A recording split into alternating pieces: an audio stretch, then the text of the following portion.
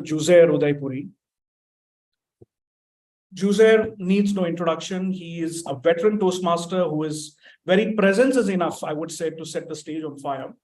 But just for the others who don't know Toastmaster Juzair is a veteran impromptu table topic speaker and is very passionate and a very tenacious speaker. So Toastmaster is his passion and his hobby, and he gives his 100% to Toastmasters. By profession, Toastmaster Juzair is a solicitor and advocate by profession. Needs no introduction. He is a veteran Toastmaster who is very presence is enough. Okay, I don't know why my voice is echoing. I think there's a lag. Yeah. Okay, so as I was continuing, I first met Juzair personally at the Eloquence in 2023 at the ISC. And that speech of his, it completely caught my attention because his delivery, his voice modulation, carefully crafted body language is something that I was truly intrigued by, to such an extent that I always try to mimic his style in my speeches. Toastmaster Juzair, I would like to say that you are truly world championship material. And today, Toastmaster Juzair will be delivering an educational series, an educational session on how to prepare a rocking speech and how to prepare for a contest. Please give a round of applause to Toastmaster Juzair, all of you. Let us spotlight Toastmaster Juzair, please. Thank you, Rakesh, so much. Yeah. I did not know that I had so many virtues, but thank you for showing me that I have some virtues. My wife, of course, thoroughly disagrees. Thank you. Okay, thank you. Okay, now, so today we have an interesting theme by our veteran Toastmaster of the day, Toastmaster Vishal. I would keep the theme a secret and I would let him introduce, but I'm sure this theme is something which would make us all think on how we function as individuals. So I'll hand over the stage to Toastmaster of the day, Toastmaster Vishal, to enlighten us with this theme. Thank you. Over to you, Toastmaster of the day, Vishal. Thank you so much, Presiding Officer and President Toastmaster Rakesh. Good morning, fellow Toastmasters and guests. Allow me a second to share my screen to reveal today's theme. Let me know when you can see my screen. Yes, I can see, Vishal. Okay, great. All right. Thinking is somewhat unpleasant. We try to avoid it whenever possible. Now, let me explain it by giving a couple of examples. Now, I want all of you to go in the chat window and type the answer to these couple of questions that I'll be asking. So this is the first question.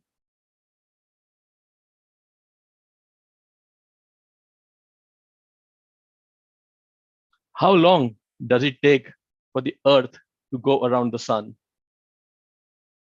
365 and 1/4 days. Chat, please. Chat. Oh. Yeah.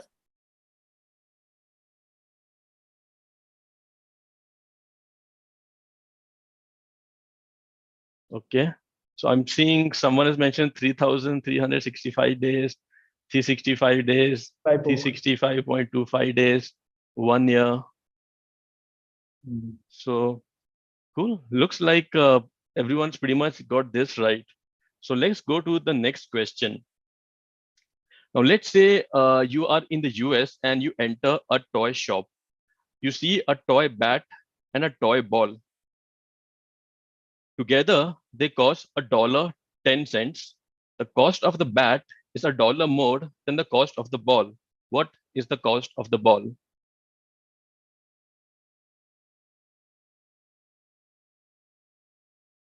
Okay, I see answers 10 cents, 5 cents, $2.10, again 10 cents. Any more answers? Okay, so I think people might be still thinking, okay, 5 cents. So, right. Now, it's obvious that the ball can't cost 10 cents because if it did, then the bat would cost $1.10 and together they would cost $1.20. So the correct answer is the ball costs 5 cents. So kudos to whoever got the answer right.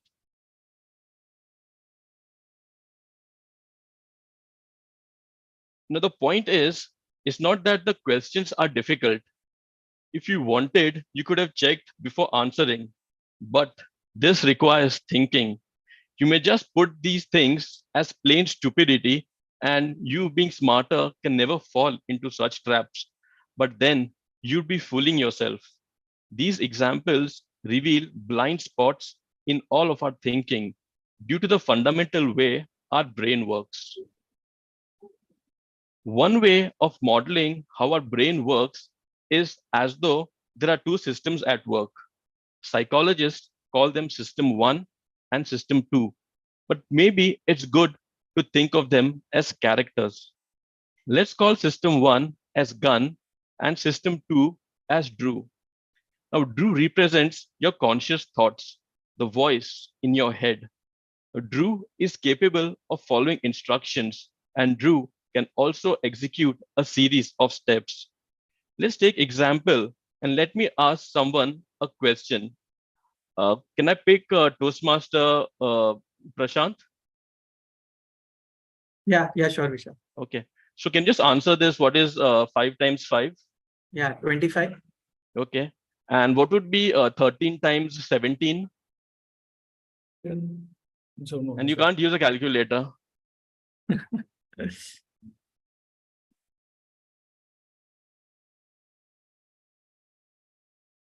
221.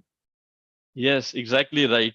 So the answer is 17 times 10, which is 170, plus 17 into 3, that's 51. So internal in our minds, we did this calculation of 170 plus 51, which is exactly right, 221. So kudos to you, Toastmaster Prashant, for really getting your brain into act and coming up with the right answer. But the first, now taking Gun and Drew into context, the first question was done by Gun without any thinking, whereas the second question, Drew had to do it. By nature, Drew is lazy and it takes effort for him to do anything. He's slow, but he's the careful one, capable of catching and fixing mistakes.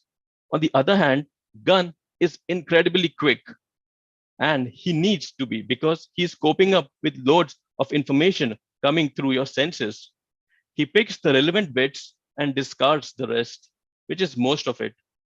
He works automatically without Drew being consciously aware of it. For example, when you see any text, it reads before you even decide if you want to read it or not. Gun also fills in the gaps. Let me explain with an example. Can I have a volunteer?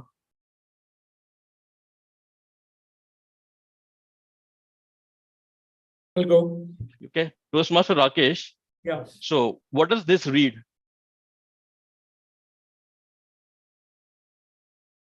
I cannot read it. You asked me not to. Yeah, can I try, Vishal? Sure, go ahead. The cat. Okay. Now, if you notice, the H in the and the A in the cat are same symbols.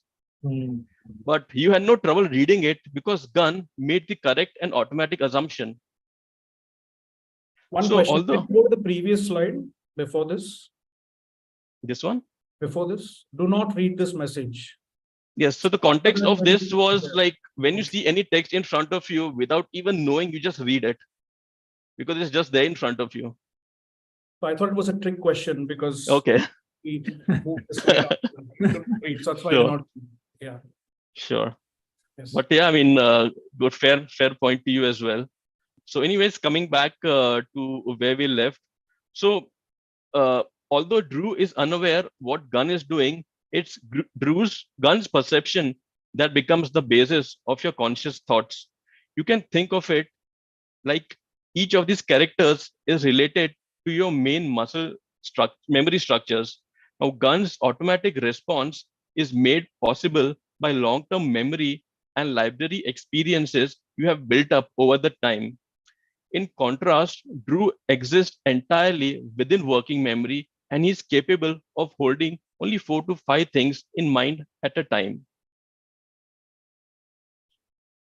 So now I've just given everyone a gist of what this mastermind is. We'll continue with our Toastmasters meeting. And for that, I would like to give a brief summary of how a Toastmaster meeting works. So a general Toastmasters meeting is comprised of 3 sections. first we have the prepared speeches, followed by the table topics, and then the general evaluation. But today's meeting is a bit special. We won't be having table topics, but instead we'll be having a special education session run by our esteemed Toastmaster Juzair. So before we go ahead with the first section of prepared speeches, I would like to call upon our tag team to give guidelines of the roles that they'll be playing. So firstly, I would like to invite Toastmaster Misha to give the guidelines of the grammarian role. Over to you, Toastmaster Misha. Thank you so much, Toastmaster Vishal. Grammar is not a set of rules. It is something inherent in the language, and language cannot exist without it. It can be discovered, but not invented. Albert Einstein had once said, once you stop learning, you start dying. And in Toastmasters, we are always living and inspired to live by learning and always learning. And this is what a grammarian does too. Now that it is conspicuous how vital grammar is, let me go ahead and share about my role. Happy morning, everyone. My fellow Toastmasters and dear guests, my name is Misha D'Souza, and I will be the grammarian for today. As a grammarian, it is my responsibility to pay close attention to all the speakers, listening carefully to their language usage. I'll take note of not so correct usage of English language, as well as examples of good usage of vocabulary and grammar. As a grammarian, it is also my duty and responsibility to introduce the word of the day. For today's meeting, the word of the day is fervor, F-E-R-V-O-U-R, which means strong and sincere feelings. An example of using the word in a sentence is, our fervor for public speaking inspires us to join Toastmasters meeting. Each speaker is encouraged to use the word of the day.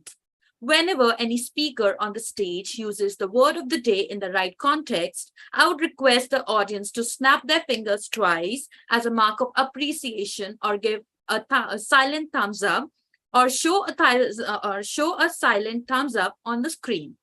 I will mention the word of the day in the chat box for your reference and usage.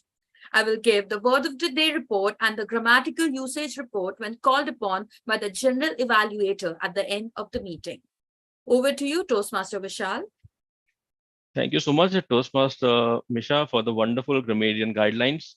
Now, let's move on to our next tag role team member, Toastmaster Saket, who will be the R counter for today's meeting. So Toastmaster Saket, over to you. Good morning, everyone. Good morning, Toastmasters and fellow Toastmasters and my dear guest. I'll be performing the role of R counter. As a R counter, this role is necessary to identify unnecessary sounds used by the speakers and role bearers. They include crutch sounds like R, filler words like but, like, okay, filler phrases like you know and so, etc., and extremely long pauses. The crutch words or filler words obstruct the smooth flow of the speech and can be annoying to the listeners at the same time, decreasing the value of the speech. Therefore, the R counter notes these words and phrases in order to help the speaker become aware of them and minimize the use of words in the near future. I'll present the R counter report when called upon by the general evaluator at the end of the meeting.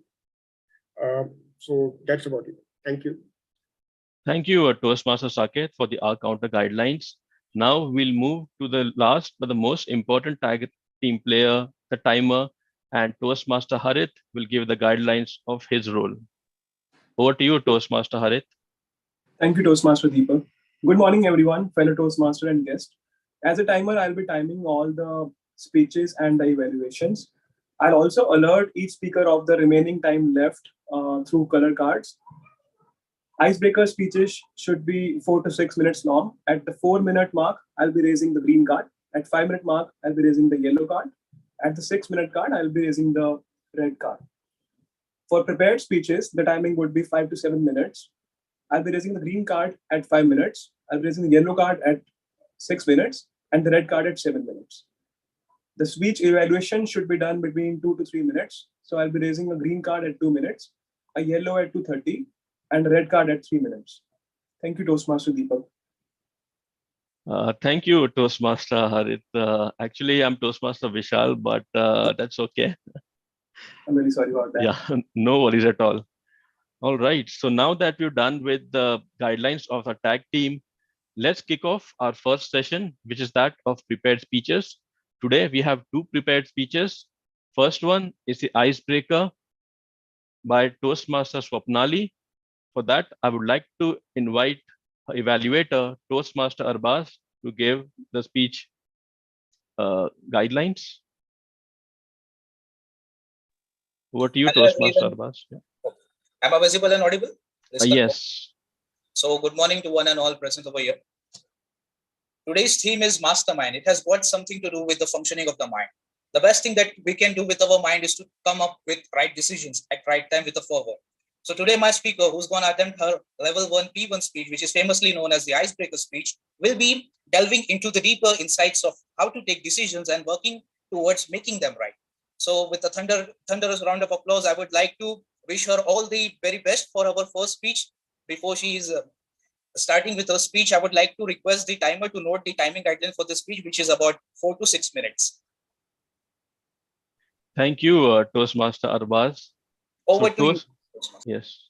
Thank you, Toastmaster Arbaz.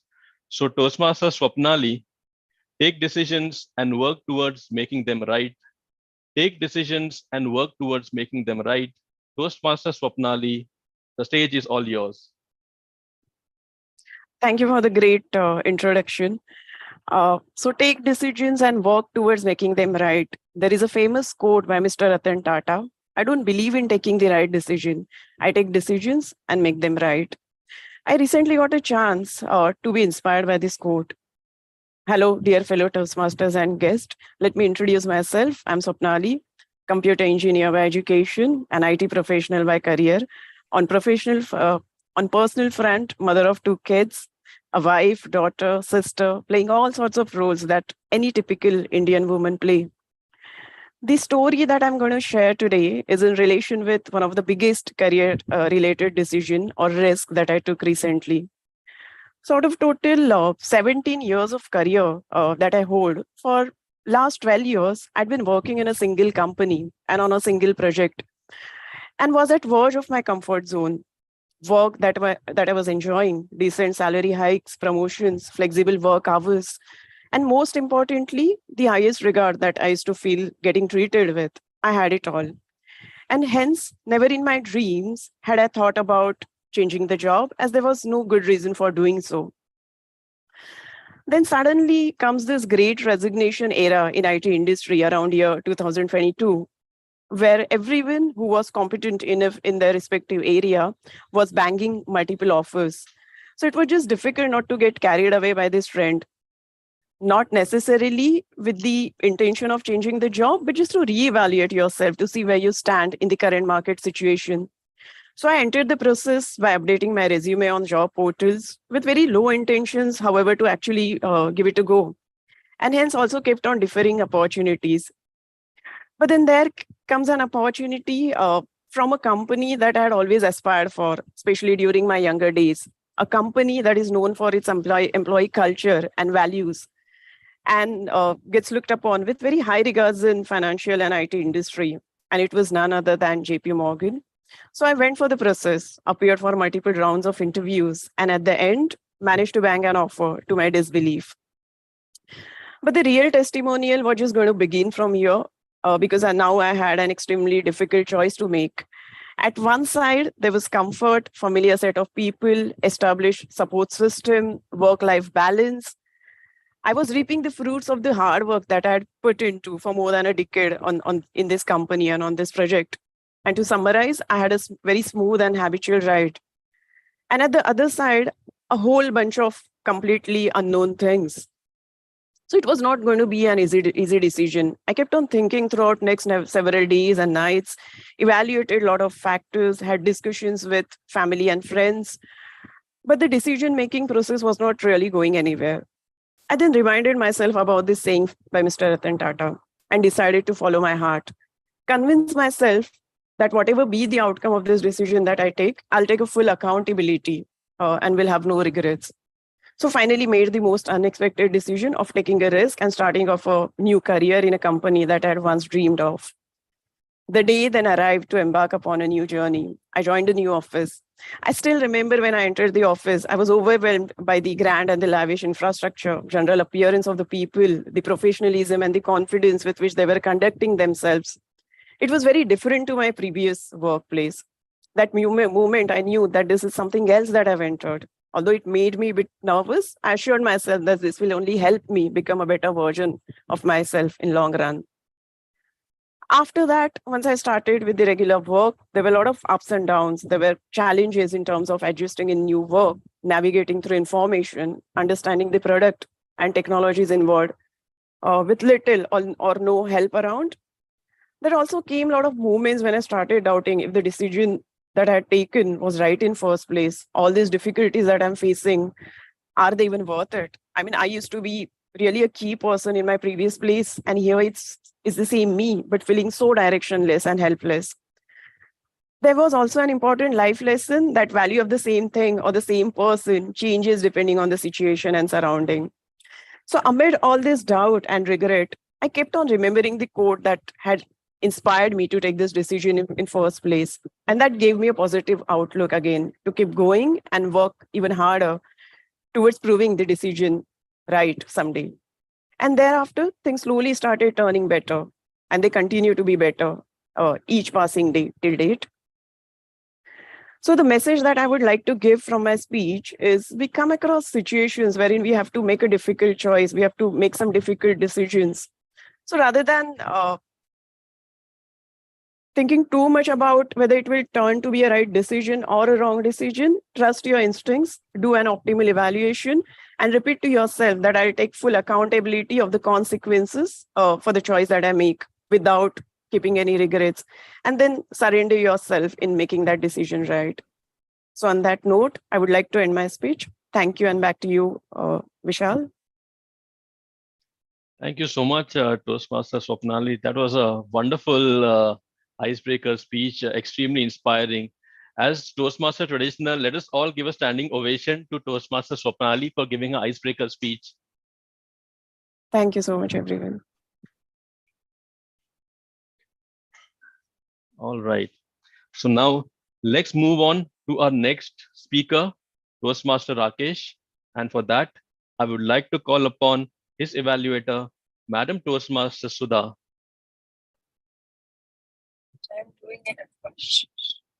Good morning, everyone, and special warm regards to our DTM Juzair, who's taken the time off to be with our club. Thank you, Juzair. Today, I will be evaluating Toastmaster Rakesh's speech. He is doing his L3P2, and it's almost getting into the advanced part of the pathways. And yes, how do you make the speech more descriptive, more eloquent as you get to be a better Toastmaster? So the objective of the speech today is to hone the skills for writing a speech with an emphasis on adding language to increase interest and impact. So with that, I would like to wish all the best to Toastmaster Rakesh, and over to you, Toastmaster of the Day. Thank you so much, Madam Toastmaster Sudha. So Toastmaster Rakesh, cometh the hour, cometh the man, cometh the hour, cometh the man. Toastmaster Rakesh, over to you. When I was a child, I used to hear stories from my grandmother on how praying for someone can do miracles, especially when the person is in need. How prayers can build bridges when you're almost falling into the abyss. But what if I tell you an effective prayer is when you're the doer and the deed coupled with divine intervention? When you become the gladiator who rescues a damsel in distress or someone who prevents a calamitous situation, being so nimble that you jump into action and get things done rather than just waiting for divine intervention. As someone rightfully said, God helps those who help themselves, which is true. But someone who helps those in need is holier than thou. When cometh the hour, there cometh the man. Toastmaster of the day and my fellow Toastmasters, today is the day I want to narrate that episode in my life where my team was stranded in an Everest escapade. And during those grueling hours, they truly needed divine help. It was November 2015. While we were sipping on our whiskey in a cold Himachal morning, Rahul, our trekking enthusiast, suddenly bumped into an idea. In his literal Delhi style, with all the exuberance, he said, "We have seen the Himalayas from afar. Why don't we experience in real-life trekking?" Me and my pals, the likes of Suraj, Ashwini, and Vivek, were confused. Given we all hail from south, we were seeking clear answers and not a roundaboutry. We asked him, "What do you mean by real-life trekking event?" To which he beamed and replied, "Of course, everyone knows about the Everest base camp, don't they? Let's trek the Himalayas until Mount Everest's base camp, which is only 18,000 feet above sea level." Ashwini was taken aback. Suraj was shivering by the thought of Everest. And Vivek was about to make a run for it. Then Rahul calmed us down and said, "Relax, guys, we'll go with a tour guide. They have expert Sherpas and trekkers who will always be there with us during the entire expedition." Seeing the calm and composed demeanor on Rahul's face, we mustered up all the courage and were all set to hike the Himalayas with fervor. December 2015, one of the most nerve-wracking months of the Himalayas. Our flight, along with a trekking crew of 10 enthusiastic trekkers, landed at Kathmandu. We had a gala time that night, bonding over drinks and gallant stories on how each one of us conquered our worst fears and emerged triumphant, as we needed our excess dose of testosterone to conquer the Everest the next day. We slept well that night, and as dawn arrived, when the clock hit 6 a.m., our entire crew was immediately summoned by our trekking lead, Manish, a tall Nepali in his early 50s, who barely looked in his 30s. "So everyone, how does it feel?" he asked. "How's the Josh?" Everyone replied, "Hi, sir."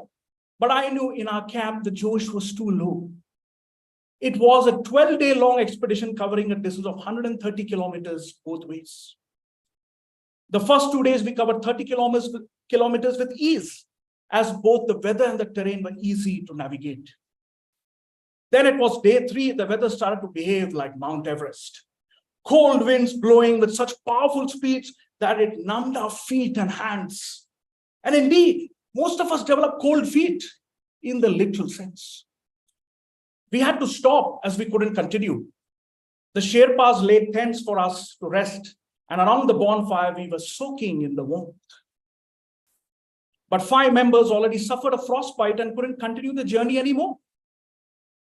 2 out of the 5 Sherpas stayed on until help arrived. The rest of us continued our journey and covered a whopping 13 kilometers, huffing and puffing on our way to the next goal post. But now, as we were 6,000 feet above sea level, the weather started to play foul. Temperature was sub-zero, winds were even stronger, and the effects were even graver.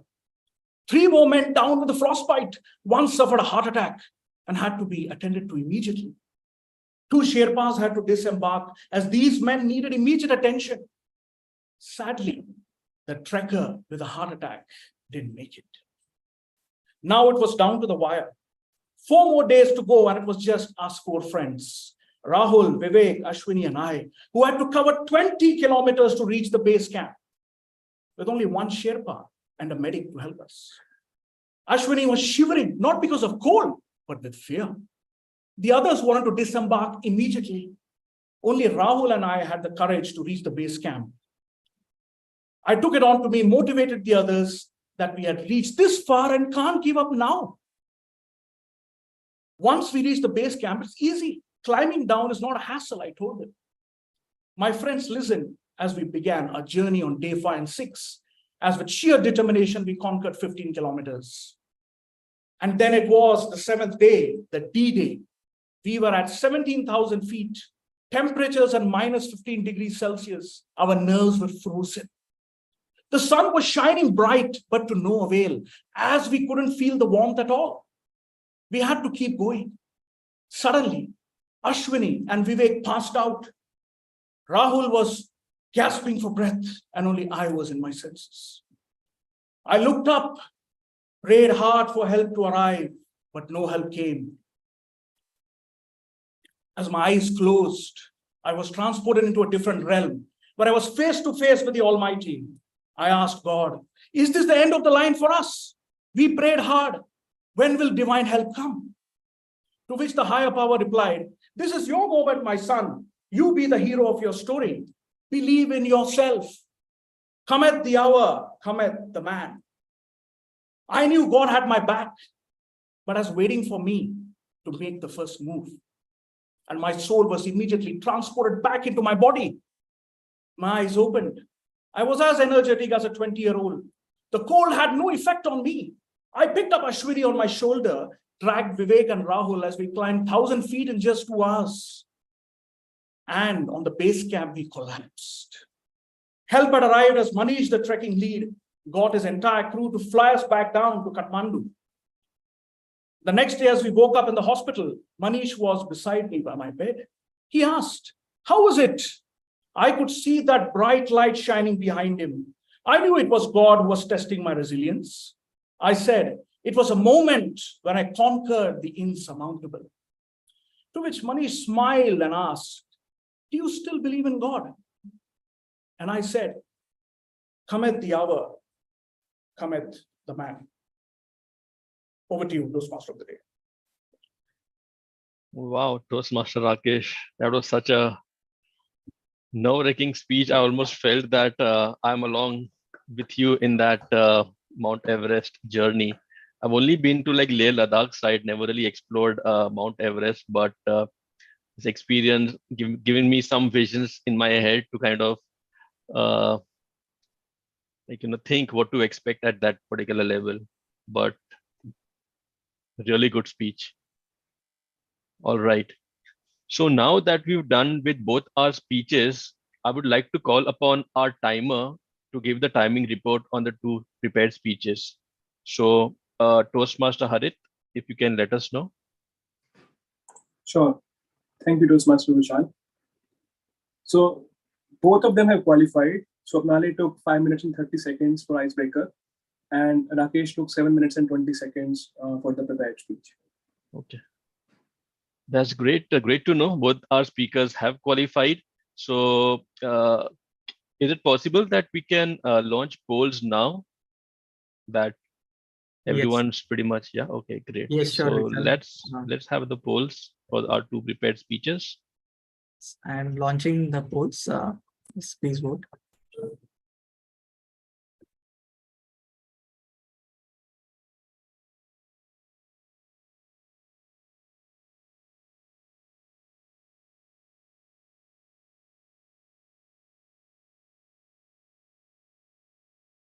One second. So there is a glitch in the poll. Like the candidate in the poll actually mistakenly has been Arbas. So Vishal, I'll be launching in some time. You can go ahead with the meeting. Okay. Okay. Hit it Cool. once. Yeah. Sure, not a problem.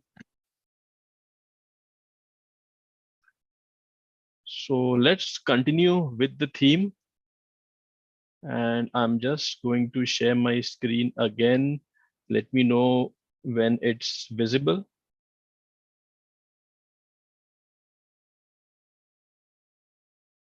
Yes, it's visible. Okay, perfect.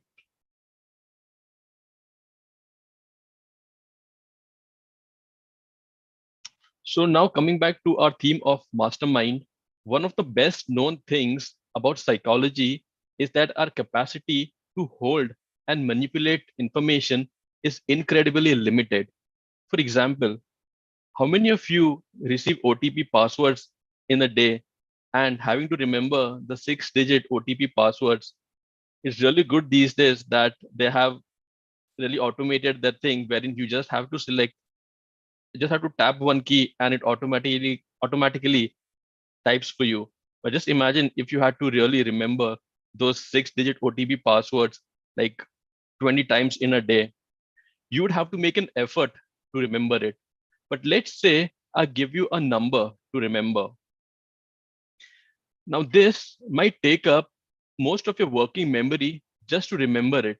But if you reverse it, it's the present year, right? So you might have seen a lot of people who give speeches.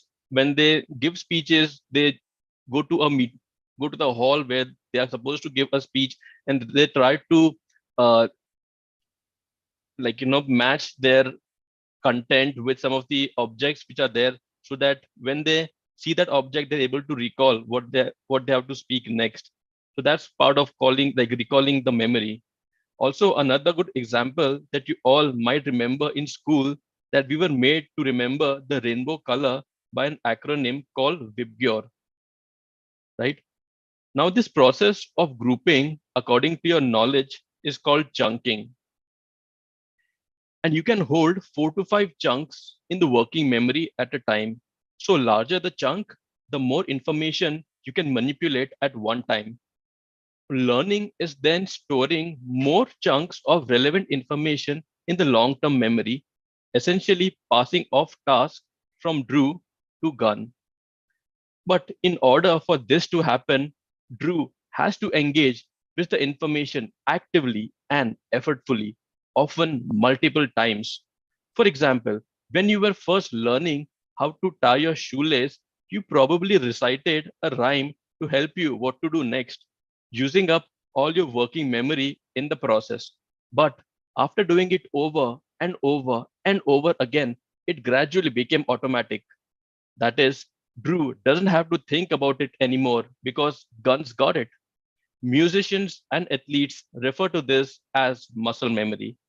And I bet 99% of the time, what appears to be superhuman ability comes down to the automation skills of Gun, which gets developed through the painstaking, deliberate practice of Drew. Now, before we move on to the general evaluation session, let's do one exercise. For that, I would like to have a few volunteers. And what we will do is I will show you a number and I want you to read it out loud. But there's a catch. Let me give you one example. So let's say this is the number and you need to remember it. And there will be a small catch, which means I'll ask you to do one calculation and there'll be a countdown. I will count with my hands like 5, 4, 3, 2, 1, and then you need to give your answer.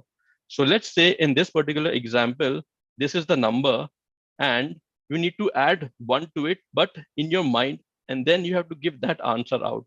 So 7291 becomes 8302. Okay. Hope everyone's got this. It's clear. So can I have some volunteers? Let's play this game. I can go first, Toastmaster. Thank you. Okay, cool. So 9413. 8302. yes, that's right. Okay, so let's have the next one. Any other volunteers? Toastmaster Amit? Yes. Yeah. Yeah, can you hear me? Yes. It's So 9241. yeah, so but you need to add 1 to it. But hold on.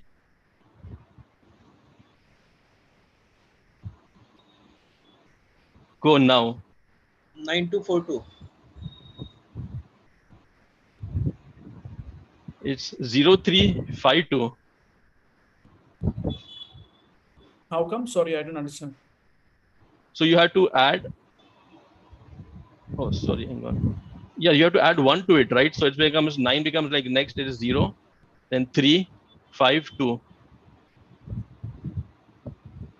Yeah, you have to add to all the digits, Rakesh. Yeah. So you have to hold this, and then when I say add 1, you need to add 1 in your mind and then give the answer. So for example, this is 9, 4, 2, 1. So when you add, so 9 goes to the next one, which is 0. 2 goes to the next one, which is 3. 4 to goes to the all next one, which is okay, 5. got it. Yeah. Got it. Yeah. Okay. Not the number. Yeah. So let's go to the next one.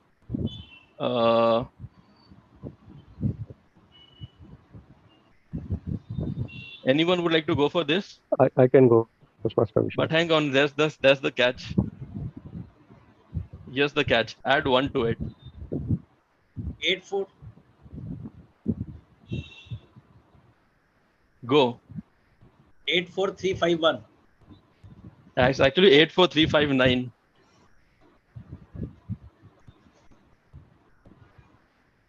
Right? Because it was 8 4 3 5 9. So anyone else? I can go for it. Okay. So your number is 5293. But the catch for you is you have to do a -1. Okay.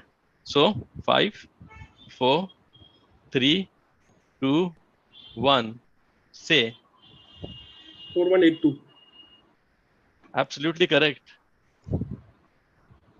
Anyone else? I can go. Okay, Toastmaster Brijesh. So this is your number. And the catch for you is you need to add 2.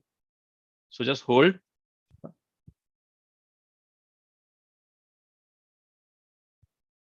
Go. 0639. That's perfect. Anyone else? I can try. Okay.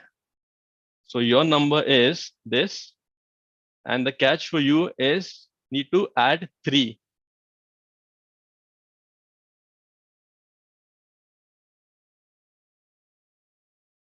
Yes. Go. 8059. That's correct. Anyone else? I can go for it again. Okay. So your number is this. And your catch is you need to do a -2 or subtract 2.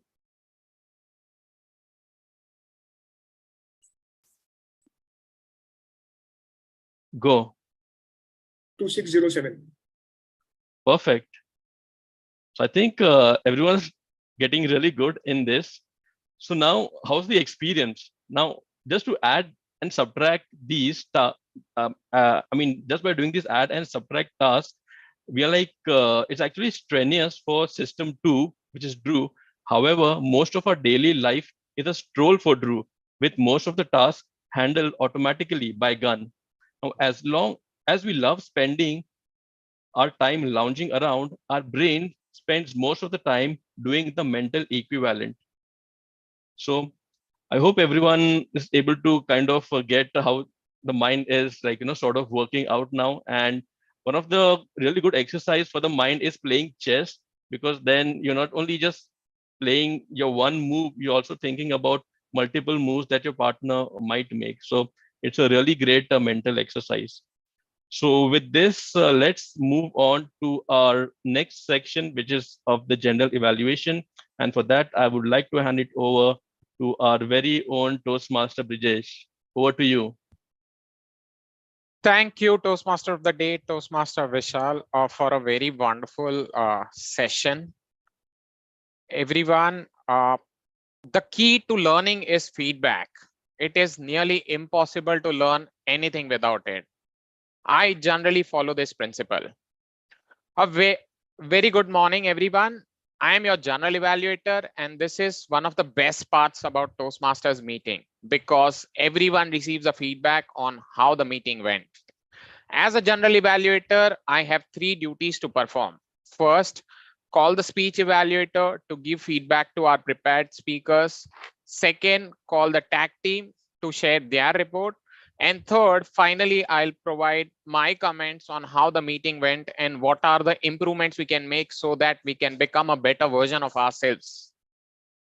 Before proceeding with the first part, let me first call our timer, Toastmaster Harit, to give the timing guidelines for speech evaluation. Over to you, Toastmaster Harit. Thank you, Toastmaster Brijesh.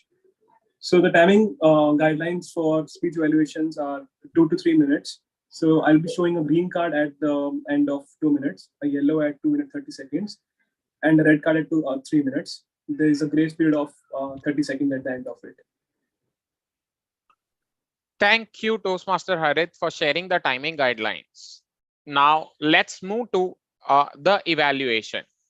So to evaluate our first speech, which draws an icebreaker by Toastmaster Swapnali, everyone, let's welcome Toastmaster Arbas. Over to you, Toastmaster Arbas. Thank you very much, General Evaluator Toastmaster Brijesh. The title of her speech, Sapnali's speech, was taking decisions and working towards them, making them right. Actually, this was a persuasive speech. So as it is said that every speech has got a different organizational structure. For example, if you're attempting a motivational speech, then the structure will be altogether a different one. If you're attempting a persuasive speech, the structure will be different. If you are attempting an entertaining speech, the structure is different. For persuasive speech, we generally look for 3 things to be there in a speech. If a speech stands upon these 3 aspects well, then it can be construed as a very good speech from the persuasive point of view. These factors are, first, we always look for credibility. It can be in the form of quoting statistics or quoting any famous quote, just she did when she started with her speech by quoting one of the quotes of Sir Ratan Tata. I do not take right decisions, I take decisions and then make them right. This actually grabs the attention of the audience and brings the credibility angle into the scene at the very initial stage of your speech. Second thing is what we look for is known as personal anecdotes. She did it extremely well by quoting how she managed being a computer engineer and also a mother of 2. This had some takeaway values from the point of view of society as well, because women usually have to perform 2 sets of responsibilities, one towards their workplace and another one towards their home. So how did she came up with solutions and how did she manage to come up with right decisions to balance them off was a truly intriguing aspect of her speech. She also mentioned her work experience of having worked with a company for more than 10 years with JP Morgan, and then she shifted to some other company, and how she felt when she saw the infrastructure for the first time over there in the new company. She was awestruck with that. So that touched upon the aspect of personal anecdote pretty well. And the third thing is the relevance of the idea. Because we as human beings, we are hardwired to think each and everything from the point of view of what is it there in it for me. Okay, why I want to do this particular thing. If you say me to plant a sapling, what's there in it for me? So this aspect also she did pretty well by ending her speech with a call to action. But as there is always a room for improvement, there are 2-3 things that I noticed throughout her speech that if she improves upon them, then her speech will definitely sound a lot more impactful in the future. First is starting the speech, because we are joining in an online environment and every person in the audience has got a different absorbing power of the speech. So we need to start off slow so that the audience is actually able to comprehend the nuts and bolts of the speech. Second thing is gesture. There was a point in her speech when she mentioned that she started thinking, if I had given this speech, I would have done this thing in this way. What if this at this point of time, I started questioning myself? This brings the angle of personal expressions as well as emotions into the speech. If these 2 things are taken care of in the future, her speech, I'm pretty sure it will be a lot more impactful. Over to you, General Evaluator. Thank you, Toastmaster Arbas, for a very wonderful and detailed evaluation. I am sure there'll be a lot of takeaways for Toastmaster Swapnali to improve upon her speech and become a better version of herself. Everyone, for the second speech evaluation of our president, Toastmaster Rakesh, let's call our seasoned evaluator, Toastmaster Sudha ma'am. Over to you, Toastmaster Sudha. Thank you so much, General Evaluator, and good afternoon once again, fellow Toastmasters, and in particular, my speaker, Toastmaster Rakesh. Cometh the hour, cometh the men. I think a very relevant speech, also an analogy of that the adversities brings out the best in a person. He did choose a story of endurance, which is climbing Mount Everest. Definitely, he brought in all the drama which we have heard, watched in movies, and also probably very fortunate people have also experienced it in real life. He had sprinkled it with an amazing vocabulary, an amazing swift of emotions, which was in his delivery right from the start. I think he gripped us with a story and also had a lot of empathy, sympathy, and fear, anxiety, spiritualism also into the story. What is it that Rakesh was so inspired to relate to God, actually transgress from this life to another and also come back? And how did you kind of take into it? Did you all believe it? Yes, we all did. We were all grappled by his story so much and wondering that how did Rakesh come back?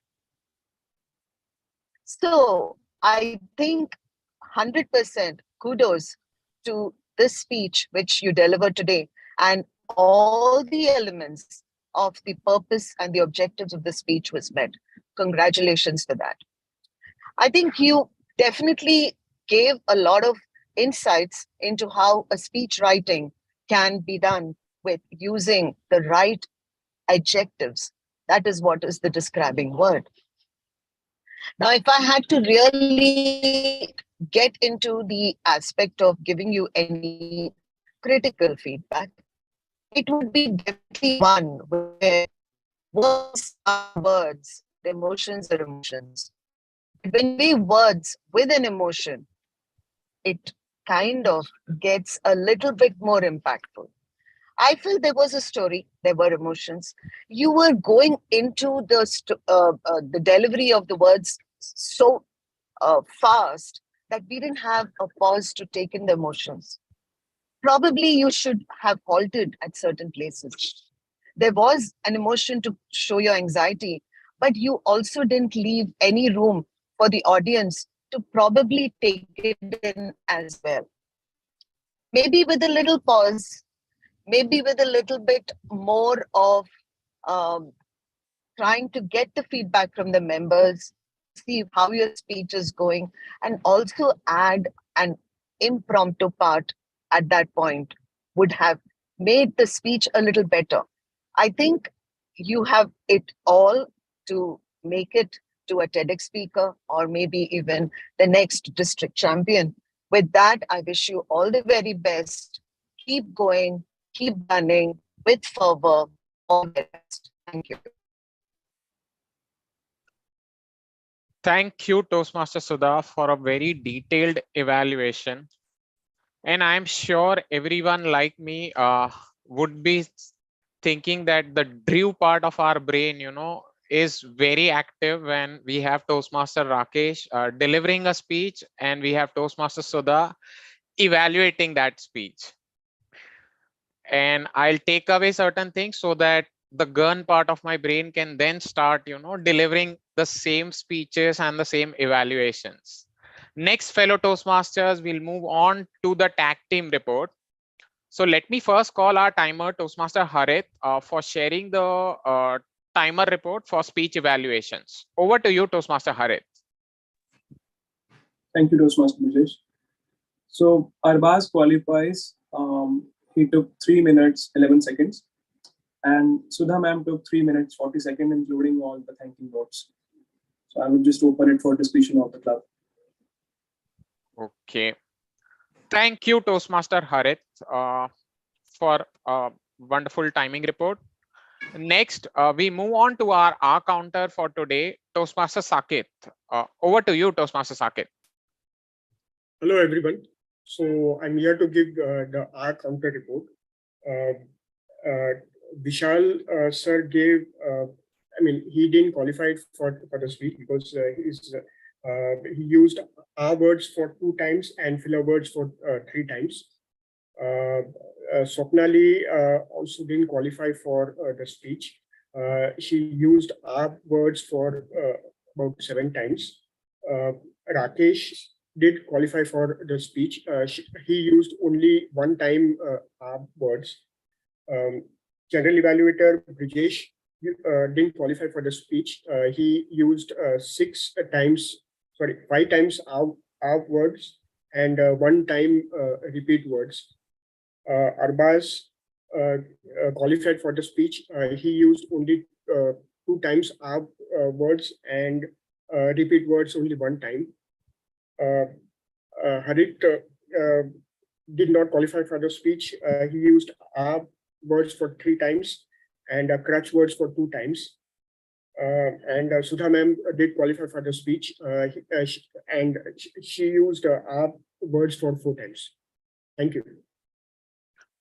Thank you, Toastmaster Saket, for detailed R counter report. Just to add, when you say didn't qualify, that means you've crossed the counter by 5.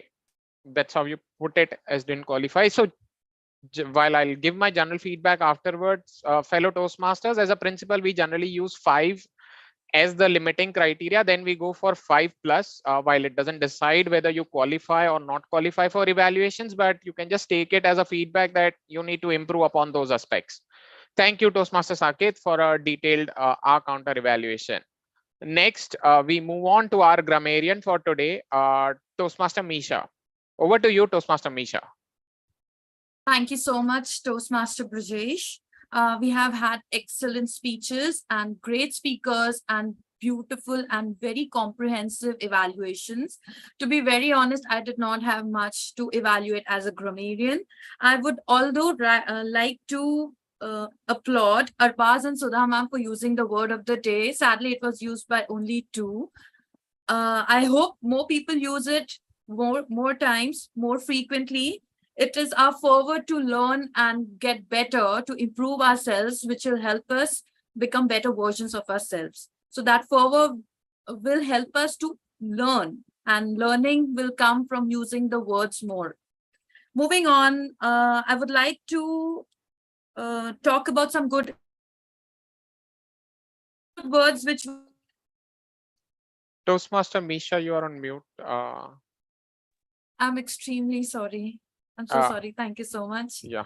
I'll have to do that again. So thank you so much, Toastmaster Brajesh. We have had excellent speeches and beautiful and very comprehensive Toastmaster Misha, evaluations. you went in for a mute just few seconds back, so I think you can continue thank after the word of the day report. Word of the day. Okay. So thank you so much, Toastmaster Brajesh. Apologies, everybody, for the technical glitch. Okay. So moving on to the good vocabulary, we have had equivalent words: embark, accountability, overwhelmed, gala, terrain, gallant, triumph, conquer, summoned, dawn, navigate, strenuous, persuasive, credibility, intriguing, and analogy. These were the words which were really good, were used properly in the right context. There were many more, but these actually caught my attention. So I would like to discuss it with you. On the other hand, I really appreciate Toastmaster Swapnali using "I don't believe in taking right decisions. I take decisions and make them right." I really loved the quote, and it really adds a lot of style to your speech. So that was a great usage. I just have 3 or 4 recommendations. One is someone used "at one side." Actually, it's said "on one side." So it's on one side and not at one side. I would actually tell you what is preferable, and not correct or incorrect, but preferable and not so preferable. Also, I would like to point out that this is very commonly used. People say "I didn't knew." It's always "I didn't know." When it's negative, you use the first form of verb. So "I didn't know," "I didn't go" is how you use it. So rather than saying "I didn't knew," you can say "I didn't know." How did she? Also, it's not just about the negative sentences, but also the questions. So when you say questions, when you ask a question, you use the first form. How did you go? How did she? It's rather than saying "how did she came up," you can say "how did she come up," with a particular question or a particular idea. How did she come up, and not "how did she came up." Also, someone said "for two times." Rather than, you can just say "she said that 2 times." For 2 times is not preferred. It's 2 times. And to make it shorter, you can say "twice." rather than saying rather than saying 2 times repeatedly, you can say twice. So for 1 time, you can say once, for 2 times, you can say twice, and for 3 times, you can say thrice. So you do not have to keep repeating 1 time, 2 times, 3 times, and it actually adds more style to your speaking. And because of repetition, that attention span of the listeners goes away. So it's always better to add certain other words or synonyms to make sure you have a hold on what you speak and you grab the attention of speakers. Apart from that, it was a great session. I always get to learn a lot when I am the grammarian, and I hope I'm able to contribute something that helps you all learn too. So thank you so much, everyone, for being a patient hearer. I would now like to hand over the stage to Toastmaster Brajesh. That's all for today. Have a great week. Thank you, Toastmaster Misha, for a very detailed grammarian report and also demonstrating examples on how we could position or we could place the words in a better way and craft wonderful sentences. So fellow Toastmasters, today, generally the third part of general evaluation is about general evaluator sharing his feedback with the participants. But today we have a slight change in the agenda. Before the general evaluator shares his feedback, we'll have an educational session from Toastmaster Juzair Udaipuri, and to introduce him, as our president mentioned, he's a very passionate speaker, and as a professional, he's a solicitor and advocate. He's a member of Santa Cruz Speaker Toastmasters Club, and Toastmaster Juzair, we are glad to have you on board and deliver an educational session for us so that we can become better versions of ourselves. Over to you, Toastmaster Juzair. Thank you very much. I'm truly obliged by your invitation, and I hope I am able to do justice in the 40 minutes that I have with you. First of all, let's straight away dive into the subject. The subject that has been given to me is how to prepare a contest speech, and on a larger platform, how to deliver and how to prepare a speech which is of substance and value. Just a moment. Yes. Dear folks, the first principle of public speaking, I'm going to deal with some principles, some tools. They will all be intermeshed with each other. And if you can chisel it into your mind, hammer it into your head, it will help you in the long run, because this was taught to me by my masters, my teachers. The first principle of public speaking is the usual versus the unusual. Whenever you are preparing a speech, and if the speech is on a usual topic, you need to research and find something unusual about the subject. And if the subject is unusual, then you need to bring something usual into the speech, because otherwise the people will not understand. I give an example. If you're talking on Bombay trains are crowded. It's a usual subject. We are packed like sardines.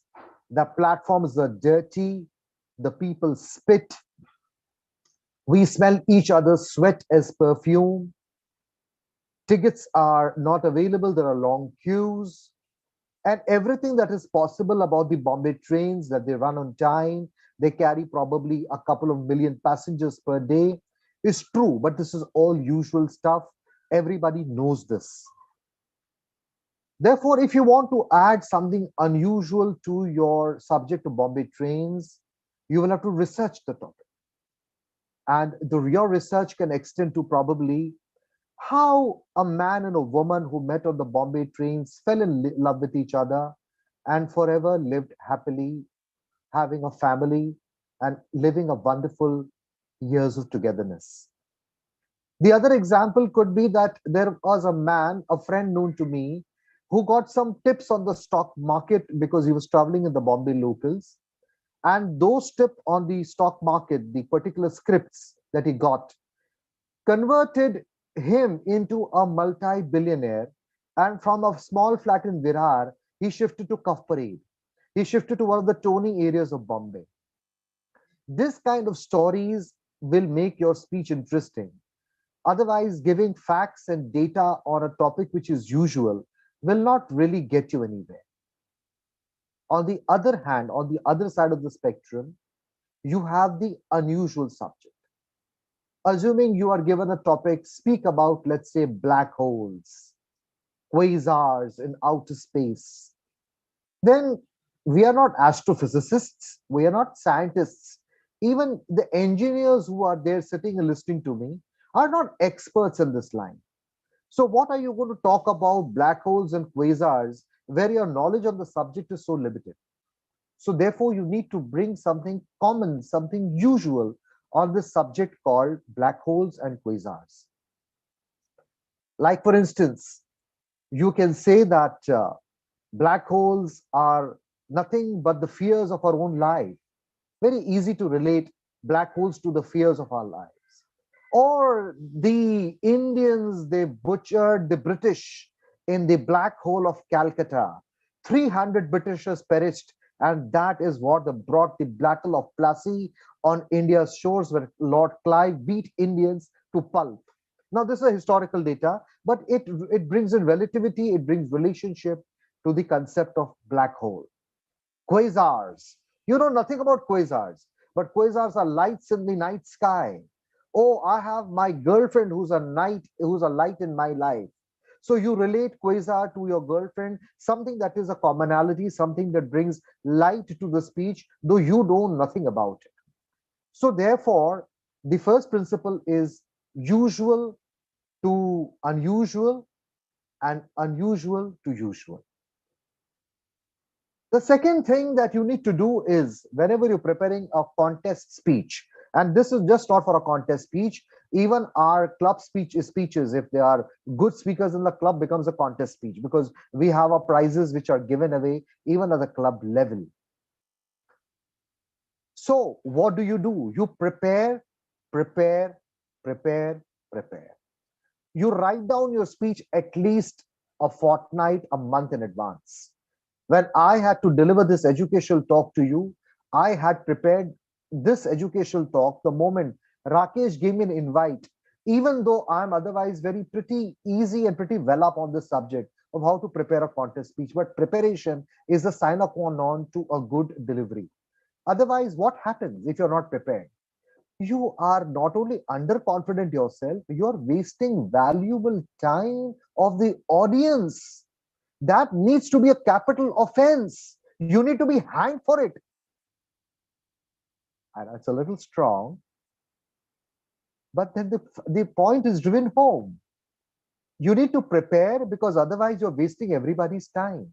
Today, the TMOD did a wonderful job by bringing in two aspects of the same mind. He prepared himself and therefore he made the subject interesting.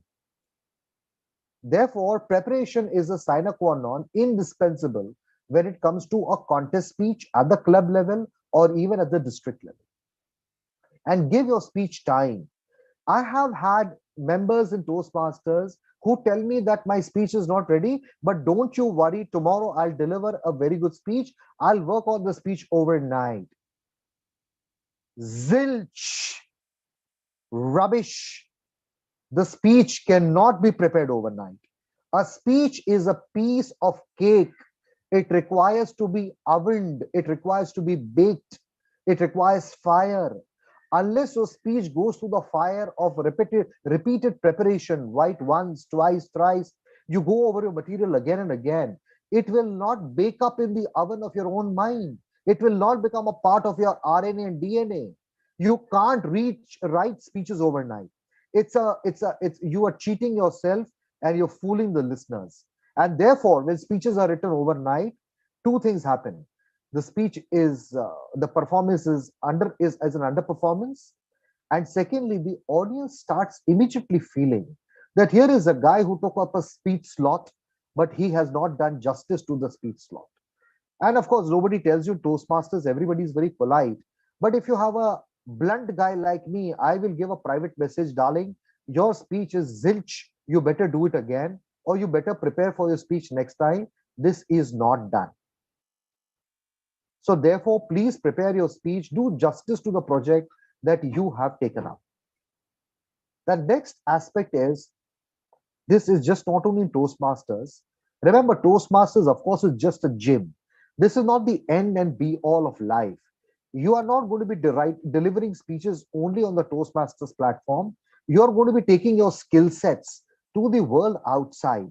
So maybe you're a Lion member, you're a Rotarian, you are delivering speeches in your company, in your samaj, in your community, in your society. You carry the skill sets to the real world, where you will be booed, and you probably, if you're very good, you'll be wooed. But the issue is that you will be delivering speeches outside. And when you deliver speeches outside, the principles remain the same. One more principle that I wish to give you is, avoid salutations.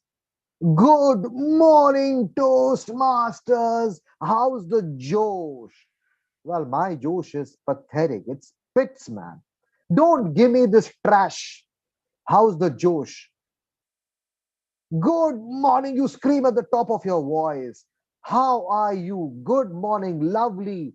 You are spending a Sunday morning with us while you could have rested. Well, I knew all that. I know all that. Don't tell me all this. So the audience doesn't wish to listen to all this. Most speakers, not in Toastmasters, outside do this. In Toastmasters, everything is very hunky-dory. Therefore, do not ever waste your time on salutations. You've got a minute, you've got 2 minutes, you've got 3 minutes, you have 7 minutes, you have 10 minutes. Today I have 40 minutes. Bring value to the stage, bring value to the listener. Don't waste time on salutations. Every second is important. You are like a TV commercial. I am like a TV commercial selling myself. If I don't do a good job here, next time Rakesh is not going to recommend my name either to this club or to any other club. I'm a product for sale. So in the 40 minutes, please sell yourself as ably, capably, competently that you can, so that you bring value to the listener. So therefore, please avoid lengthy salutations. Please avoid artificial raising of spirits. It doesn't work. On the contrary, I would go so far to say that with a very discerning audience that Toastmasters is, it's obnoxious. Just say good morning, greetings to all of you, dive into the subject. Don't waste your time. Don't waste the listener's time. This happens very often. This is not a principle of public speaking, but today I have to say this because I'm seeing more and more of this happening. People come on stage trying to raise up the energy level. This is not the way to raise the energy level. There is one more argument in this favor. Jalaluddin Rumi, the great Turkish Sufi saint and poet, said that raise your words, not your voice. Raise your words, not your voice. It is rains that beget flowers and not thunder. So be the beautiful droplets of rain, so that the flower in the minds of your listener grow, they get cultivated. Raise your words, raise your value, not your voice. Beautiful words by Jalaluddin Rumi, and I give him full credit because it applies to salutation. The next principle after preparation is research and practice. We do not know everything. You guys are mostly engineers. I'm a lawyer. Even I'm an engineer in a way because I also study structures. I study social structures. You study mechanical structures. You study civil structures. You study computer structures. So we are all basically all the educated class, whether they be medical, they be doctors, lawyers, engineers, chartered accountants. We're all engineers at the end of the day. We study structures. Now, there is only limited knowledge that you can have because you study structures, because all the time you are within the four walls of the career and of the work and of the life that you live. But our world is a world of infinitude. There is so much available in this world outside that I am forced to quote the words of William Blake. I love William Blake and his poetry, and I would invite you to read him. He says, to see a world in a grain of sand and a heaven in a wild flower. To see the world in a grain of sand and heaven in a wild flower, hold infinity in the palm of your hand and eternity in an hour. This world is infinite. There is so much information available. There is so much knowledge available that your own mind, your own life is incapable of even catching a glimpse of the totality that exists. Therefore, research your topic. Every information about your topic is not going to be available to you. You can have YouTube videos. Of course, we have Toastmaster videos. We can have YouTube videos of TEDx speakers, YouTube videos of speakers who are not very, very good speakers, but they've spoken upon the subject. There are books, there are magazines, there are writers, there is a host of material. I mean, I would run out of ideas as to tell you where the material exists, but the material exists in the infinitude of the universe that exists. Therefore, try to pick up your material from that infinity which is there. Everything is not available to you, and this will only happen when you research. Therefore, make it a habit to research your subject. Bring unusual stuff about your subject to the audience. Now, when it comes to a subject like leadership, more often than not, Toastmasters is a place where leaders are made. My dear darling, why do you repeat this? We have heard this 1,000 times. There is so much more available about leadership. Maybe you can go to Sun Tzu, the Chinese commander 2,500 years back, who wrote The Art of War. You can go to the Egyptian pharaohs who talked about leadership. You can go to the Red Indians of America who talked about leadership.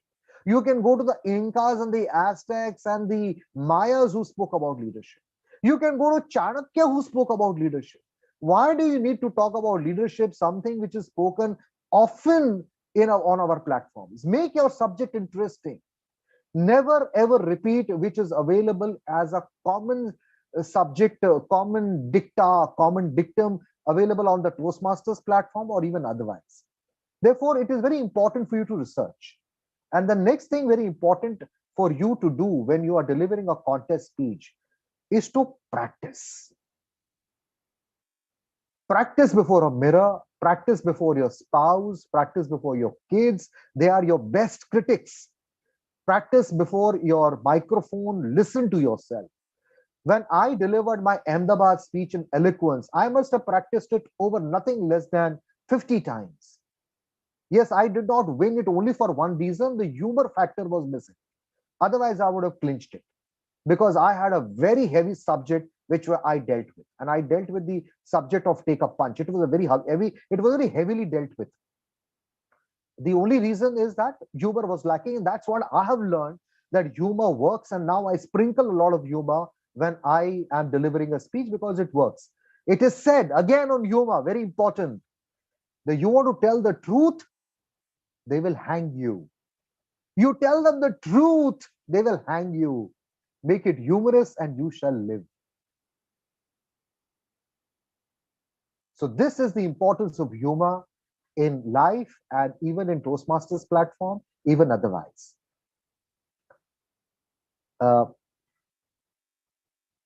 Yes, now I come down to, you need to bridge your ideas. Just a moment, please, 1 minute.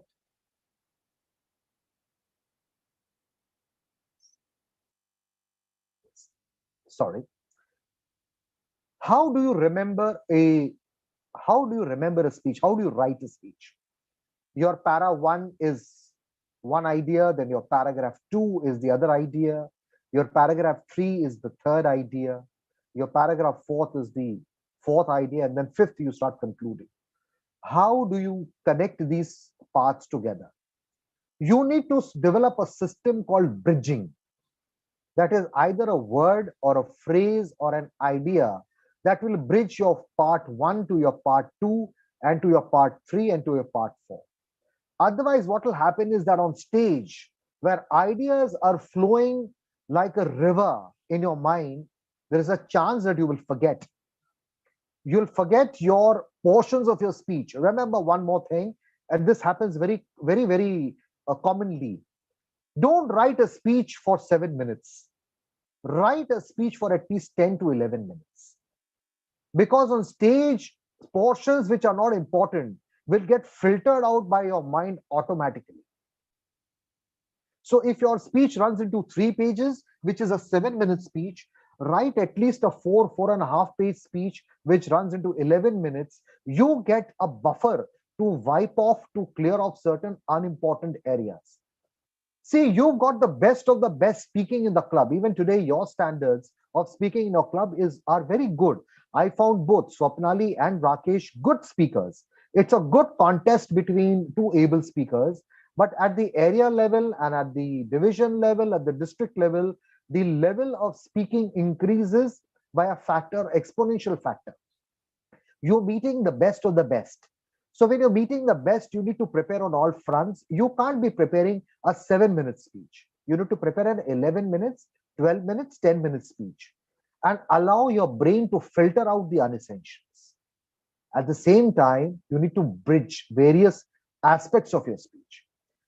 Remember, there are 2 portions which are immediately caught on by the audience. The first, the audience will immediately evaluate you by your beginning. Your beginning has to be absolutely awesome. So if your beginning is containing salutations like good morning and how's the Josh, well, you can kiss your contest speech goodbye. Because that is obnoxious, that is pulling your speech value down. You bring in your good morning and hello Toastmasters after your introduction is over, just politely as a matter of courtesy. It's not even required. Nobody bothers about how greetings Toastmaster. I mean, that is not the reason I'm come to listen to you. It is just courteous. It is just polite. So therefore, have your beginning, which is really awesome. An awesome beginning will create an impression in your listener's mind. Here is a girl I would want to listen. Here is this fellow who's come with some substance. So you immediately attract the audience. It is said that there was a king, there was a Khalifa in Saudi Arabia during the time of Prophet Muhammad. His name was Muawiyah.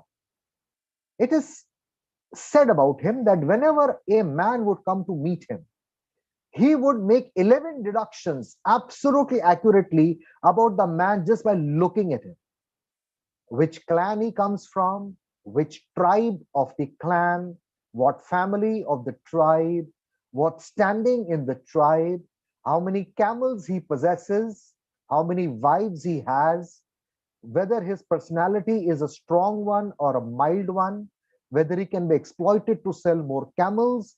All these things were assessed by one look at the man, 11 deductions in maybe less than 3 seconds. So just imagine if 500 eyes are pinned on you, how many deductions are happening? People are looking at your clothes, they're looking at your face, they're looking at your demeanor, they're looking at your hairstyle, they're looking at your voice, they're looking at your voice modulation, they're watching and hearing the substance that you have, they're listening to your diction, they're analyzing your vocabulary. My goodness, the amount of analysis that human mind will do just in 5 seconds is what is your responsibility. You can't come out and talk trash. 500 people will hang you in their minds if you talk trash. Therefore, it's very important that your beginning is superb. And the other thing that the people will remember is your goodbye. How do you conclude the speech? Never ever say, even God forbid you ever say this, I have finished with my speech and now I hand over the session to the Toastmaster. This is absolutely not done. Not at the club level, not at the contest level. You finish your speech gracefully. You slowly bring it to a good end. You deliver a message, a motivational, an inspirational, a question mark, a thriller, a cliffhanger, and with some drama, with some theatrics, close. In public speaking, you can't just elocute, not on a stage, not on a stage which is of 10 by 12. I mean, we've got a big stage when we are speaking. This is okay. This is an online platform. An online platform, only a bust is seen. But if you're going to be contesting, you have a 5 by 10 or a 5 by 8 square feet of a flat available to you, of a real estate available to you. And at that stage, you need to have drama, you need to indulge in theatrics, and you will be able to do this only if you practice your speech. So therefore, conclude your speech with some drama, with some theatrics, with some flourish of your hand, with some kick of your leg, with some swing of your body. Because with that, you are leaving a message to the audience that, look here, I have now come to an end, and I'm handing over the charge to the Toastmaster the day, or to the contest chair, or to a person outside Toastmasters, that whosoever is the Sutradhar, the anchor, I'm giving the charge to him. And this is my way of giving charge. This is my way of telling you, you take over now. But it has to be with a flourish. It has to be with some kind of theatrics. Otherwise, you're not really impacting the audience. The audience will remember your movements. In the speeches that were there in eloquence, all these good speakers, they indulged in a lot of theatrics. Sometimes they went overboard also, which is not too good, because your theatrics have to be a little balanced. But everybody indulged in theatrics depending upon the level and depending upon the topic, depending upon what the subject of the speech was. Therefore, even you, when you're online, I would invite you that you also deliver speeches offline.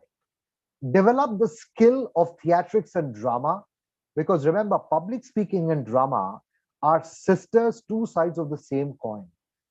All good dramatists, theater artists, actors are of course good public speakers. And good public speakers are also dramatists and actors. So we have to go hand in hand. It cannot be that you look here, I've just come to elocute. I am not going to be doing drama. Then you are going to lose out and you're not doing justice to the science and to the skill of public speaking. What is actually public speaking? Public speaking is swaying the public to your point of view. So if your point of view is not going to be agreed to by the public, you have failed in your purpose. You have failed in your mission. This is the beginning and the end. Last but not the least, because I am now slowly coming to the end of my 40 minutes. Folks, I know you guys, most of you are engineers. And I stress this in every speech and every educational session that I give. You need to develop a penchant, a habit of reading. You can't be in Toastmasters and say that, look here, I don't like reading. Not done. For instance, I have brought 2 books on my table today just to show you what kind of literature you can read, which will really help you in public speaking. The first book I'm showing you is 100 Great Lives. It's about 3 pages per life. People who are scientists, who are leaders, political leaders, social leaders, commercial leaders, people who have impacted this world somewhere or the other. We have Johannes Kepler, Tycho Brahe, Galileo, Leonardo da Vinci, Jules Verne, Charles Dickens, Abraham Lincoln, Chanakya, Mahatma Gandhi, Gautam Buddha, Muhammad the Great Prophet, Jesus Christ, you name it, and about 100 leaders are there. It will give you masala and material for your speeches. The second book I brought for you, again, this is a little heavy. It's not that everybody should have a taste for this kind of stuff. It's called The History of Philosophy by Will Durant. Now, Will Durant is, of course, my favorite. It's not need not be your favorite. So read material which will elevate you. So you can start, if you're not fond of reading, you can start with Chetan Bhagat. You can start with something very light, Reader's Digest, and carry a paperback, a small paperback like this. This is a small Hindi book, which language Hindi is very good. So I use this I carry this in my satchel bag. It's on Mahabharat, Arambh. It's in Hindi. The Hindi is absolutely fantastic. I mean, Hindi like that, if you read, your Hindi improves substantially. So the point I'm trying to drive at is develop a penchant for reading 2 pages a day, 5 pages a day, 10 pages a day, a book a month. Do not fall in that trap, which is nowadays very, very common. Oh, you should indulge in fast reading. 200 books a year. Rubbish. It will not take you anywhere. You need to digest stuff because the writer has written something which you need to understand. Yes, a book like Chetan Bhagat doesn't require time. You read it and drop it. A book, let's say by Amish, the trilogy, the Naga trilogy, very famous. That book does not require digestion. But apart from easy reading, you also need to do heavy reading so that you have material with you when you are speaking in on a platform. So with this, I would like to I would like to leave you with some food for thought. And if you have any questions, you may ask me. If you have any thoughts, you can share with me. I have 40 minutes. I am done with my 40 minutes. I have more, but then there is always the limitation of time. Time needs to be respected. Because what is ultimately life? Life is the stuff of time. Not my quote, but somebody very thoughtful. Life is the stuff of time. So Rakesh, thank you very much for inviting me. If there are any questions, I will be glad to take them. And then we will wish adieu and sayonara to each other. Sorry, that's fantastic, Toastmaster User, words of wisdom, and I agree with every point that you said. But I just have a few basic questions, especially not only for myself, even for our fellow Toastmaster guests here and members. Is that can you start with a structure? So as you mentioned about humor, right? So I have witnessed your speech there at Eloquent. It was fabulous, fantastic. Had the right vocabulary, the right context. The power-packed speech that you usually give. But what if somebody, humor is not their strength, for example, it is only content. Like in my speeches, even humor is not my strength. I'm more content-driven, more vocabulary-driven like yourselves, right? So how should people like myself prepare for contest speeches where we know that we cannot get an element of humor in the speech? Lighten your speech. Don't take very, very heavy topics. And remember one thing at the end of the day, Rakesh, I mean, Toastmasters contests is only to polish your skills. Toastmasters is not the end all and be all of life. This is ultimately a gym. Your real challenge is when you deliver a speech outside in your community, in your world, in your life. So therefore, if you feel you're not a humorous person, work on it. Humor is also a muscle. Now I become a little more humorous. I become automatically humorous because I've spoken so many times now that I am now able to sprinkle my talks with humor. So though my strength is content and vocabulary, humor is slowly now entering my life and I'm becoming better at humor. And one thing is that if you want to start with humor, many speakers want to start with humor. Starting with humor, there are two ways of looking at it. You've got to be very good at humor to start with humor. So you have to be a very, very superlative speaker to start with humor. Otherwise, starting with humor is risky. The audience will take you not very seriously. They will start. The first deduction will be, here is a joker, here is a clown. I mean, we are just going to have fun. So if you don't want to give that feeling out that I'm just a clown, I'm just a joker, then starting with humor is dangerous. Unless you're very accomplished. You're an accomplished speaker, you can take the audience, you can swing the audience. If that is your level, then you can start with humor. Yeah. Correct. Because international speakers don't start with humor. Yes.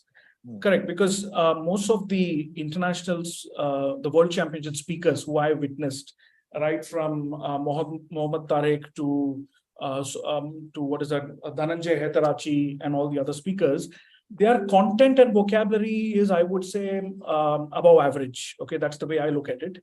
but because they are using a lot of theatrics, as you mentioned, they're using a lot of props, right? So that is the reason why that catches the attention and that takes away the attention from the judges on the content part, right? So that was my question, because I'm not able to do that quite well. I'm able to give the content delivery well, but using all those theatrics is something which I would need to work on. So that's the reason why I was See, asking. what is happening is in the Toastmasters platform, there is one thing which is not very good, which is happening is that nowadays topics are shallow, theatrics is more. But then that's all right. I mean, that is the way people consume things. That is ultimately what is your choice. Do you wish to be a speaker of value, or do you just to be you just wish to be a world champion without value? So I would want to be a person of value, that whenever I'm called on stage, people should know that here is a guy who's going to bring stuff. He's not going to make you particularly laugh. He's not going to be particularly jovial and jocular, but he will be nodal. This man is worth the time that I spend here. So that is the kind of message you want to send out. The choice is individual. The choice is purely individual. I would not berate them, but leave it from person to person. Excellent. Thank you. Thank you so much for answering. Any other questions from anybody? I see Toastmaster Misha has this. Yeah. Yes. Hello, sir. I have one I'm question. Juicer, I'm not sir. Sir is not my name, not my given name. Hello, Juicer. Sorry. Okay, I actually wanted to know, since we are going to have the Kahani contest, so it's going to be happening in English. So how do you actually bring a mixture of English and Hindi together in a speech, and how much impact do you need to have of a particular language? Like, how much do I need to have Hindi? What percentage I need to have in Hindi? What percentage I need to have in English? And what should be the level? Like, should I keep it simple, or should I use more enhanced vocabulary in English or Hindi? So how it should be? How should I form a speech for a Kahani contest? All right. First of all, let me tell you this is that a Kahani is our district's initiative. It is not an international requirement. Item 1. Item 2. It's English. That means it can be pure English, it can be pure Hindi, and it can be a mixture of both. So people who are Hindi speakers, for them, English is very easy. But people who are, let's say, from South India would rather prefer to speak only in English and not in Hindi. People from North India would prefer only Hindi and not English. So this is an open platform. You can use mixture, or you can be a Puritan about language. This is about the language portion. The second is this. Misha, our whole human existence exists in language. Like Voltaire says, what is it that differentiates an animal from a human being? And Voltaire gives a very good answer. He says two things: laughter and literature. I mean, how beautifully he's put it. So therefore, literature is what? Literature is words. We have a name for everything in our human language. This is a pen, this is a book, this is the face, this is specs. Everything is defined, everything is given a name. So the more vocabulary you have, the more words that you have, the richer is your content, because everything is being defined. Therefore, try to make your vocabulary as rich as possible. You should have as many words as possible available in your repertoire, because then you will be able to describe the world so beautifully. This world requires appreciation. If you do not have the vocabulary, how will you appreciate this world? Your emotions, your feeling tones, the world outside, the various colors, the various people, the various description. There is a Negro, and there is a white man, Caucasian, and there is an Indian, and there is a Mongoloid. I mean, how do you describe all these features of the human face unless you have the words available? Then your own feeling tones. I'm low, I'm depressed, I'm so nonchalant today. I am feeling absolutely voraciously hungry. How do you describe all this unless you have words? Therefore, improve your vocabulary as much as you can. Because you exist only in language. Do I answer you, Misha? Yes, Juicer, thank you so much. Yes, Sumit, you have a question? Yes, please unmute yourself. Yeah. Thank you. Thank you, Toastmaster of the day. Wonderful points brought out by Juicer. I have 3 small points to make. First, I agree with each and everything that he has said. And also, I would like to say that he has brought out a book. He's made a mention of that book, which has somehow lost sight in the present generation. That's what the Reader's Digest. It's a fantastic magazine. I remember in my school days and then later on, this was one book that we used to read so voraciously. Example, 2 Indians they were talking. There were 2 Indians in a park. They were sitting on a bench. They were talking. The Reader's Digest would just put it as 2 Indians were talking in a park. It's a fantastic book. Those who have not been acquainted with this, definitely you must do.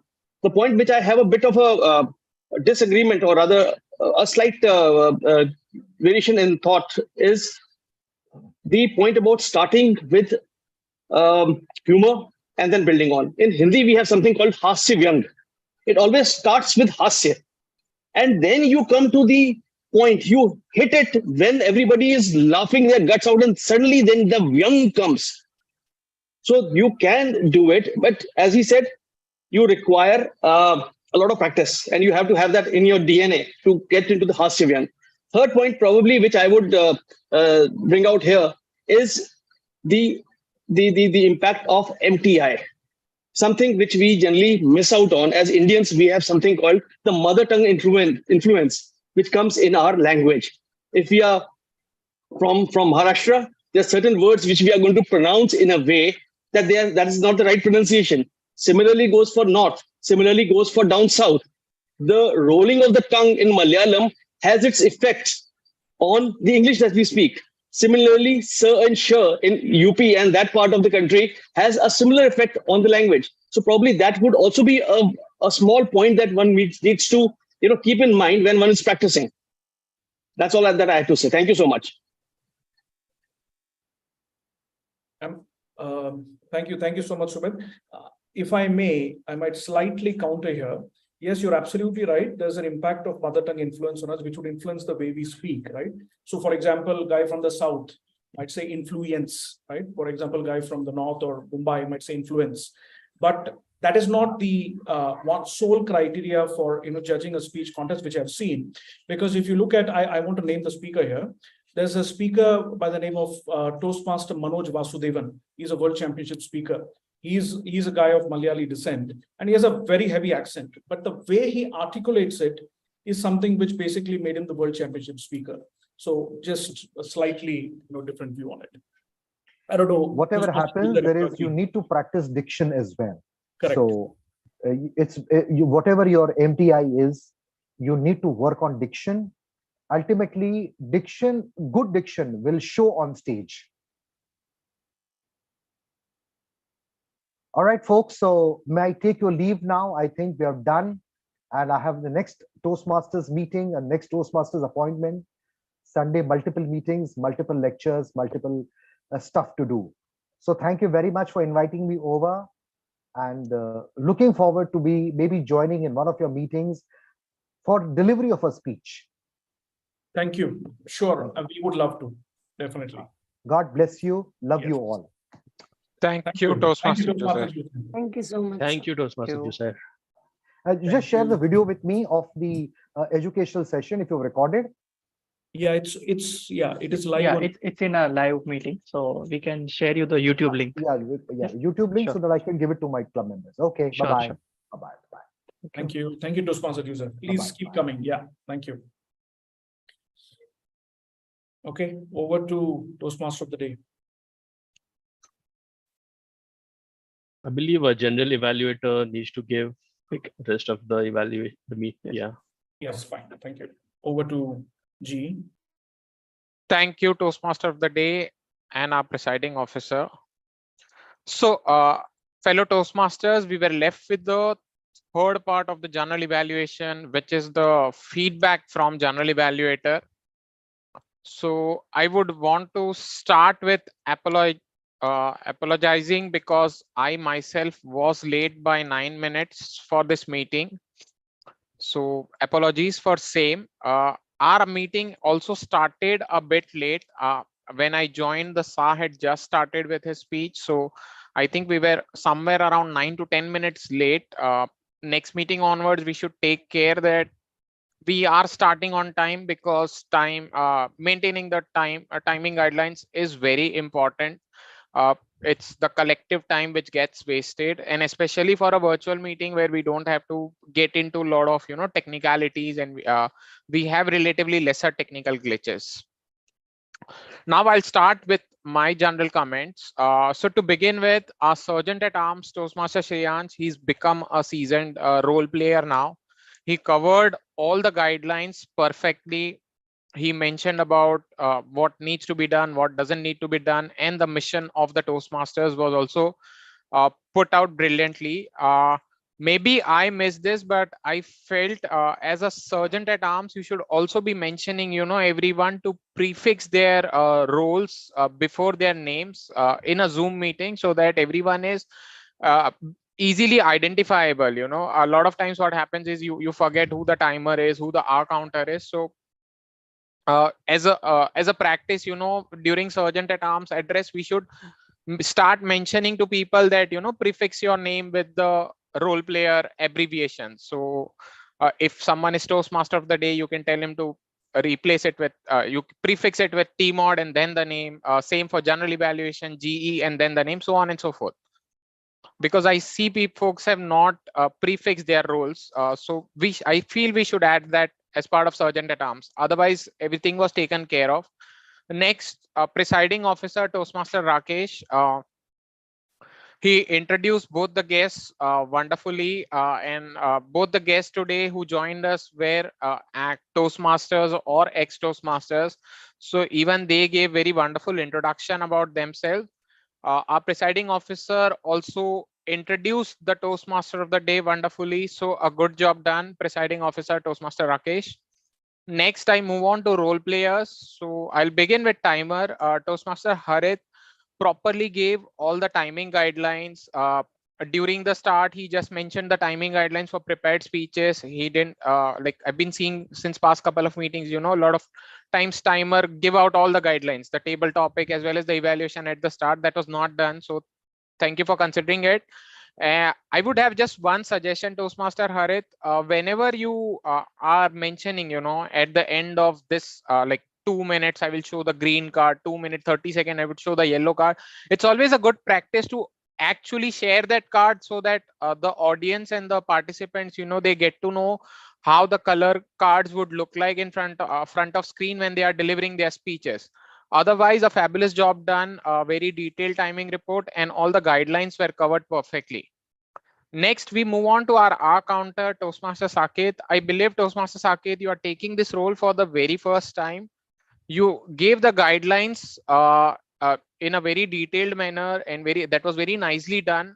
During evaluation, you started talking about, qualifies and does not qualify. Generally, as a practice, when we deliver an R counter report, we just mention the number of times the filler words or repeat phrases were used. So an example could be, you could just say Toastmaster Brijesh, he used R 5+ times. So we up to 5, we generally keep a count. After 5, we just say 5+. So he repeated words 2 times, and overall there were 5+ R's and ums and filler words. That's how you put it. You don't put a tag of whether the Toastmaster qualifies, doesn't qualify for that role, because that's not how an R counter report generally is. During an R counter report, we just mention how many R's and ums were used. And also in a virtual meeting, I would suggest if you could also share an Excel spreadsheet, that gives everyone a very clear sense of how they fared in the meeting and what they need to improve upon. Otherwise, a fabulous job done. I understand this was done for the first time, so you will also improve going forward. But I would just want you to keep these recommendations in mind. Next, we have our grammarian, Toastmaster Misha. I think everyone would agree with me. She's the best grammarian we have for our club. She nailed the grammarian guidelines perfectly. She also started with a quote on learning. The word of the day was shared with everyone. It was also mentioned in the Zoom chat so that everyone could use it. So all the checklist, required to be a good grammarian were followed perfectly. She also gave a very detailed report.